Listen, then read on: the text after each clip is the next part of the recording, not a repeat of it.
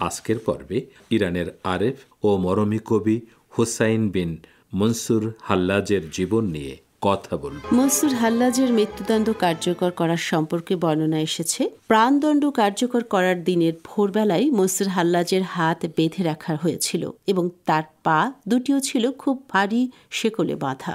কতলের মঞ্চের কাছে যখন তাকে নিয়ে আসা হয় তখনও তার মধ্যে কোনো ভয় দেখা যায়নি। নিজের কাজ ও আচরণের জন্য কোনো অনুশোচনাও তার মধ্যে দেখা যায়নি। তিনি বরং হাসছিলেন ও কৌতুকময় ভঙ্গিতে হাঁটছিলেন। মনসুর হাল্লাজকে শেষবারের মতো দেখতে তার চলার পথে তার পেছনে পেছনে বহু মানুষ জড়ো হয়েছিল। সবাই দুঃখ ভারাক্রান্ত মন নিয়ে নীরব ছিল। মনসুর হাল্লাজ এত উৎফুল্ল ছিলেন যে তিনি তার প্রেমাস্পদর সঙ্গে মিলিত হতে যাচ্ছেন। কত্তলের মঞ্চের কাছে এসে তিনি বিখ্যাত সুফি সাধক আবু বকর শিবলিকে দেখলেন। শোকার্ত শিবলির চোখ ছিল অশ্রু সজল। মনসুর হাল্লাজ শিবলিকে অনুরোধ করলেন তিনি যেন তার জয়নামাজটা কেবলামুখী করে বিছিয়ে দেন। মনসুর হাল্লাজ গভীর প্রশান্তি নিয়ে 2 রাকাত নামাজ পড়েন ও মোনাজাত করেন। তিনি তার হত্যাকারীদের জন্য দোয়া করেন এবং তাদের ক্ষমা করে দেন। এরপর প্রফুল্ল চিত্তে বীরের মতোই এগিয়ে যান কতলের মঞ্চের সিঁড়ি বেয়ে। এরপর তিনি সমবেত জনতার দিকে তাকিয়ে উচ্চ স্বরে বলেন, ওয়াজদের জন্য তথা আধ্যাত্মিক মিলনের আনন্দে আত্মহারা হওয়ার জন্য এটাই যথেষ্ট যে এক খোদা তাকে নিজের দিকে এক করে নিয়েছেন। শেষ মুহূর্তেও কেবল এক আল্লাহকে নিয়েই তিনি ভাবছিলেন। শেষ মুহূর্ত পর্যন্ত তার চিন্তা ওই পবিত্র শব্দের দিকে নিবদ্ধ ছিল যা তার মুখ থেকে আনাল হক বা আমি খোদা বলে বের হয়েছিল। প্রখ্যাত মরমী কবি ও সুফি সাধক ফরিদুদ্দিন আত্মার তার তাজকিরাতুল আউলিয়া বা অলিদের স্মরণ তথা তাদের জীবনী সংক্রান্ত বইয়ে মনসুর হাল্লাজের মৃত্যুদণ্ড কার্যকর হওয়ার তিক্ত ঘটনাটি বিস্তারিতভাবে তুলে ধরেছেন।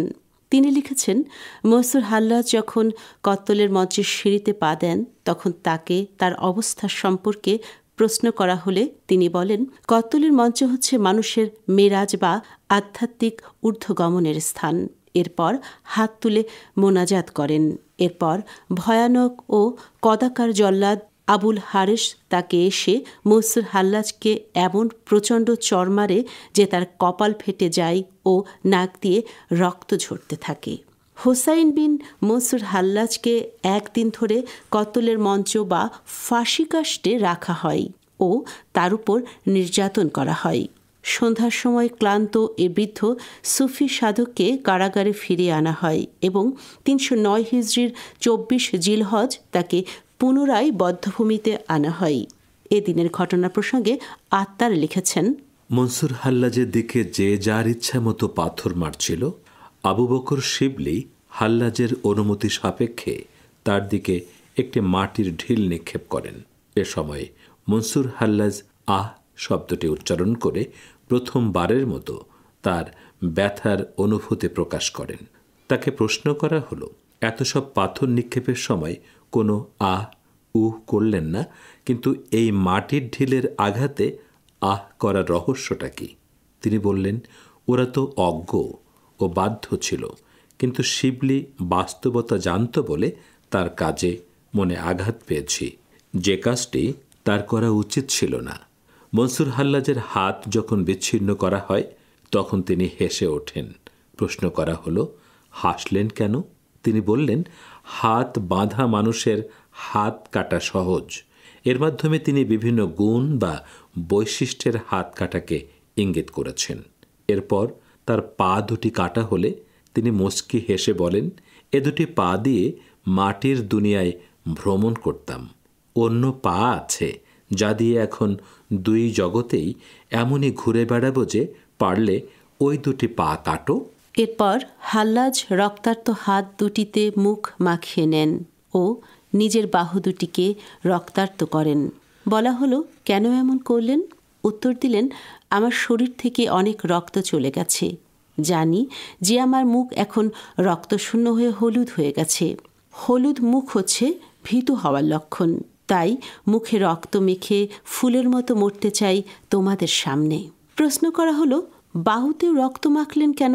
মনসুর হাল্লাজ বললেন, অজু করব। প্রেমে 2 রাকাত নামাজ রয়েছে, যার অজু কেবল রক্তের মাধ্যমেই সঠিক হয়। এরপর মনসুর হাল্লাজের চোখ দুটি উপড়ে ফেলা হয়। এ সময় যেন জনগণের মধ্যে কিয়ামত শুরু হয়। কেউ কাঁদছিল, আবার কেউ কেউ মনসুর হাল্লাজের দিকে পাথর নিক্ষেপ করছিল। এরপর তাকে বলা হলো যে তোমার জিহ্বাও কাটা হবে। তিনি বললেন, একটু ধৈর্য ধরুন, একটু কথা বলে নেই। এরপর তিনি আকাশের দিকে মুখ ফিরিয়ে বললেন, আলহামদুলিল্লাহ, তথা সকল প্রশংসা আল্লাহর, এজন্য যে আমার হাত ও পা কাটা হয়েছে। তোমার তথা খোদার পথে যদি দেহ থেকে মাথা বিচ্ছিন্ন করা হয়, তোমার জাল্লাল বা ঔজ্জ্বল্যগুলো দেখার মাথা গজাবে।